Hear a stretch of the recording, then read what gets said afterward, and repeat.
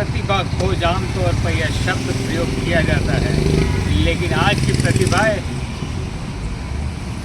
नए जीवन को तलाश रही है, जिसमें आगे बढ़ने की तमन्ना है। तो देश की सोच की है, साथ ही देश के हालातों पर भी उनकी पैनी नज़र है।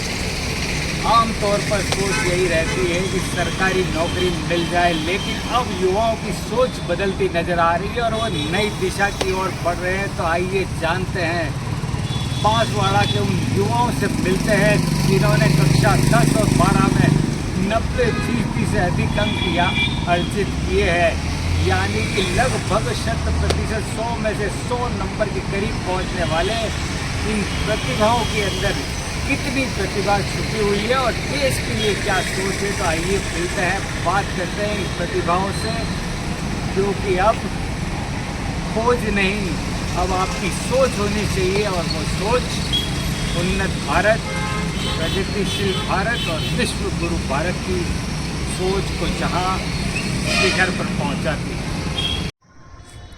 12वीं परीक्षा परिणाम जारी हो चुका है और इस जनजाति बहुल क्षेत्र से भी अनेक प्रतिभा है जो 100 में से 100 का आंकड़ा छूने के लगभग करीब थी। तो आइए हम मिलते हैं ऐसी प्रतिभाओं से जिनके मन के अंदर क्या है। तो आपका शुभ नाम क्या है? हर्षवर्धन श्रीवास्तव। जी हर्षवर्धन जी, बताएं आपका क्या लक्ष्य रहेगा, आगे क्या बनने की तमन्ना है? मेरी आगे मैं मैनेजमेंट में जाना चाहता हूँ, बड़ी MNCs और इन कंपनीज़ में, और उससे पहले मैंने इंजीनियरिंग का सोचा है और उसके बाद MBA का सोचा है। जी, तो आपके मन में ये विचार क्यों आया? आमतौर पर लोगों का रुझान सरकारी नौकरी की तरफ ही होता है। मेरा बचपन से ही सरकारी नौकरी में ज़्यादा कुछ रुझान नहीं था, पर MNCs, कॉर्पोरेट सेटअप, ये सब मुझे बहुत अच्छा लगता था, फैसिनेट करता था, इसलिए मैंने ये। तो इन सब के बारे में आपको कैसे जानकारी हुई कि इस सेक्टर में इतनी संभावना है? मेरे पापा MNCs और कॉर्पोरेट में ही काम करते, तो उनको बचपन से देखते हुए और कलीग्स वगैरह आसपास इंटरनेट से। जी। तो इस जनजाति बहुल क्षेत्र में जब आप रहते हैं, आपके साथियों को भी देखते हैं, उनके विचार किस तरीके के लगते हैं? मेरे आसपास जो बच्चे हैं ज़्यादातर जो यहीं को बिलोंग करते हैं, वो ज़्यादा बहुत आगे की तो नहीं सोचता, मतलब नॉर्मल सरकारी नौकरी। ज़्यादातर मेरे आसपास सारे मेरे ज़्यादातर दोस्त BSc B.Ed इन सब में हैं, तो मतलब मेरे को ऐसा लगता है उनको और आगे का सोचना चाहिए अगर उनमें प्रतिभा है तो। श्रीवास्तव जी, आपके दोस्तों को क्या मैसेज देना चाहोगे? यही कि जो उनका मन है वही करे, किसी के और में प्रभाव में नहीं आए, जो वो करना चाहें आगे वही करें और पूरी मेहनत से करें जो भी। जी, जिस तरीके से आपके विचार है उस तरीके से सरकारी नौकरी से हट के, क्योंकि रोजगार तो सीमित है सरकार के पास, तो उनको क्या अपनी सोच बदलने के लिए क्या वातावरण मिलना चाहिए? देखिए, मुझे लगता है अगर वो सरकारी नौकरी चाहते हैं बचपन से ही, अगर उनका सपना है सरकारी नौकरी करने का, ये ना सोच के कि कोई और कह रहा है या जॉब सिक्योरिटी के लिए, पर अगर वो सही में सरकारी नौकरी करना चाहते हैं और अपने आसपास के सिविलियंस की हेल्प करना चाहते हैं, सरकारी नौकरी एक अच्छा वो तरीका है, तो वो वही करें, पर किसी और के दबाव में आके नहीं करें, अपनी सोच ज़बरदस्ती ना बदलें। जी। तो सरकारी नौकरी एक तरीके से जिसको कहते हैं स्वार्थ या सिक्योरिटी, हाँ, सोशल वर्क के लिए करनी चाहिए, सिक्योरिटी के लिए नहीं। सोशल वर्क मानते हैं आप सरकारी जॉब? हाँ, एक तरह से कह सकते हैं। अच्छा, चलो, अभी भारत पाकिस्तान का युद्ध हो चुका है, सीज फायर चल रहा है, इसके बारे में कुछ? मुझे लगता है सीज़ फायर बहुत अच्छा है, क्योंकि वॉर से किसी का कभी फ़ायदा नहीं होता, और पर सीज़ फायर भी एक अच्छे फेयर टर्म्स पे होना चाहिए। पाकिस्तान आर्मी ने टेररिज्म को काफ़ी टाइम से सपोर्ट किया है, तो उस पर सिर्फ इंडिया को नहीं, पूरे इंटरनेशनल लॉ और सारे UN को मिलकर डिसीजन लेना चाहिए, और सीज़ फायर तो अच्छा ही है। जी, तो भारतीय सेना के लिए कोई मैसेज श्रीवास्तव जी देना चाहेंगे? मुझे नहीं लगता मैं कोई मैसेज दे सकता हूँ, वो ऑलरेडी बहुत अच्छा काम कर रहे हैं, बट और अपनी टेक्नोलॉजी को इम्प्रूव कर सकते हैं। नहीं, मान लीजिए आपकी प्रार्थनाएं उन तक पहुंचती है तो? मैं बस यही बोलूँगा कि थैंक यू, आप जो भी कुछ कर रहे हैं आप बहुत बेहतर कर रहे हैं, और बस थैंक यू। जी नमस्कार, क्या शुभ नाम आपका? अर्नव कोठारी। जी अर्नव कोठारी, कौन सी क्लास में और कितना परसेंटेज लेके आए? मैं क्लास 10th में हूँ, न्यू लुक सेंट्रल स्कूल में, और मेरी परसेंटेज है 96%। जी 96%, वेरी गुड। तो ये 96% तक पहुंचने के लिए क्या कवायद करी?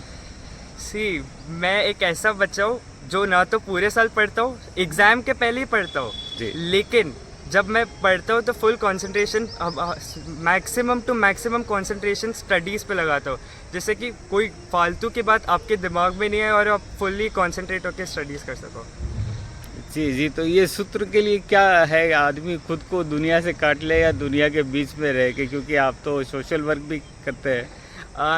मैं बचपन से बहुत इंट्रोवर्ट सा रहा हूँ, शायर रहा हूँ। मैं कैमरा के सामने अभी भी बहुत खिंच के बोल पा रहा हूँ, लेकिन हमारे अंदर ही एक ऐसी फीलिंग होती है कि हमें कभी ना कभी किसी को प्रूव करना पड़ता है। तो उसके लिए मैंने ये हार्ड वर्क और ये मेहनत की है, और लोगों को अच्छा लग रहा है सुन के, मेरे को भी सुन के कॉन्ग्रेचुलेशंस, बहुत अच्छा लग रहा है इतने दिनों से। जी, तो अर्णव जी, सबसे पहले तो मैं आपको बता दूं, आप जिस कॉन्फिडेंस से हो, कहीं पे भी आपको कैमरे के सामने आने से हिचकिचाहट नहीं हो रही है। तो इसी तरह की हिचकिचाहट हमारे भारतीय सैनिकों को भी नहीं हुई थी, देखा होगा आपने। हाँ, तो मैं बहुत प्राउड फील करता हूँ इंडियन आर्मी पे और एज एन इंडियन सिटीजन, क्योंकि अभी India first of all world की सबसे लार्जेस्ट ग्रोइंग इकोनॉमी है, और आने वाले टाइम पे इंडियन आर्मी और अलग इंडियन ऑफिशियल्स इसको और अलग लेवल पे ले जाए, इसके लिए मैं शुभकामनाएं भी देना चाहता हूँ इंडियन आर्मी को। और इंडियन सिटीजन होते हुए हम सबको इंडियन आर्मी और इंडियन ऑफिशियल्स को बूस्ट करना पड़ता है, हमेशा मोटिवेट करना पड़ता है, जिस वजह से आज हम इतने सुरक्षित यहाँ पर हैं। तो हो सकता है आपने एक आध कई चिट्ठी लिखी हो सेना प्रमुख को कि बधाई हो, नहीं, या आप करेंगे? चिट्ठी तो नहीं रखी है, लेकिन मैं भी एक एनसीसी का कैडेट रहा हूँ। मैं खुद नागालैंड ट्रैकिंग कैंप पे गया हूँ, और मैंने खुद इन आर्मी वालों का डिसिप्लिन देखा है। जिस दिन हम ट्रैकिंग पे गए, उस दिन क्या बताऊँ, उस दिन हमने ऐसी ऐसी चीज़ें देखी जो आप कभी एक्सपीरियंस भी नहीं कर सकते बांसवाड़ा में रह के। जी। तो मैं यही बोलना चाहूँगा कि हमारी इंडियन आर्मी बहुत डिसिप्लिन्ड है, बहुत रिगरस ट्रेनिंग के थ्रू स्टार्टिंग से निकलती है, और मेरी यही शुभकामनाएं रहेंगी इन सब के साथ कि ये अच्छा परफॉर्म करे। और टेररिज्म को हमेशा हमें एंटी सपोर्ट करना है, और हमें उनके अगेंस्ट हमेशा एक साथ जुड़कर बात खुल के करनी है। बहुत बहुत धन्यवाद अर्णव। कक्षा 10 का परिणाम भी आ चुका है, और बांसवाड़ा की कई प्रतिभाओं ने इस परीक्षा में साबित कर दिया है कि अंकों की गणित में वे किसी से पीछे नहीं है। आपका शुभ नाम बताएंगे? एलिना चंदेल। जी, आप बताएंगे एलिना जी, क्या उद्देश्य लेके आप चले थे और कितनी देर पढ़ाई करी? उद्देश्य मेरा 98% तक का ही था, और पढ़ाई मैंने उतनी की जितनी मैं कर सकती थी। एक दिन में कम से कम 5 से 6 घंटा मैंने पढ़ा है, और इतना मेरे लिए काफ़ी था। बाकी मैं कोशिश करती थी कि ज़्यादा से ज़्यादा कर सकूं, और कम समय में ही मैं काफ़ी कुछ कर लेती थी, तो मुझे उतना ज़्यादा लंबी ड्यूरेशन के लिए पढ़ना नहीं पड़ता। जी, एक चीज़ आती है जब अंकों की बात आती है, हम लोग 97, 98, 100%, तो ये जो विधाएं चल रही, क्या मानते हैं आप इसको? ये एक तरीके से अपने आप से हमारी एक्सपेक्टेशन है कि हम कितना सोचते हैं कि हम कर सकते हैं, और हम असल में कितना कर पाते हैं। मतलब खुद से जंग। हाँ, तो खुद से जंग में आपने बता तो दिया 5-6 घंटे पढ़ाई, उसके सिवा क्या शौक रहे आपके? उसके सिवा 10th में तो पढ़ाई पे ही ध्यान दिया है। तो खास करके आपके दोस्तों को, सखियों को क्या संदेश देना चाहेंगे? बस यही कि ज़्यादा अपने ऊपर प्रेशर नहीं लेना, जैसे हमें ठीक लग रहा है। एक तरीके से अपने आप को भी प्रायोरिटी देनी है, पढ़ाई को भी देनी है, पर साथ ही ऐसा भी नहीं करना कि हम कहीं अपने आप को नुकसान पहुंचा ले पढ़ाई के लोड पे। एक चीज़ सामने और आती है कि आदमी पढ़ाई तो खूब कर रहा है, 97, 98 ला रहा है, लेकिन जहाँ तक सोशल सामाजिक जिम्मेदारियों की बात आती, पीछे हटता नज़र नहीं आता है लीना जी? हर इंसान अपना मतलब जितना दे सकता है उतना मोस्टली देने की कोशिश करते हैं, सोसाइटी को भी और अपने आप को भी।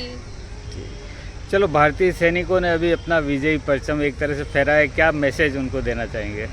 यही मैसेज है कि उनके ऊपर हमें पूरा विश्वास है, वो जो कर रहे हैं बहुत अच्छा कर रहे हैं देश के लिए और पूरी भारत की जनता के लिए। आगे भी हम उनका साथ देंगे, अगर ज़रूरत पड़ती है तो हम जिस तरीके से भी उनकी मदद कर सकते हैं हम करेंगे। तो जिए तो किसके लिए जिए? देश के लिए, खुद के लिए, परिवार के लिए? अपने आप के लिए जीना भी ज़रूरी है, पर अगर ज़रूरत पड़ती है तो देश के लिए जीना हमारी प्रायोरिटी होनी चाहिए। Thank you.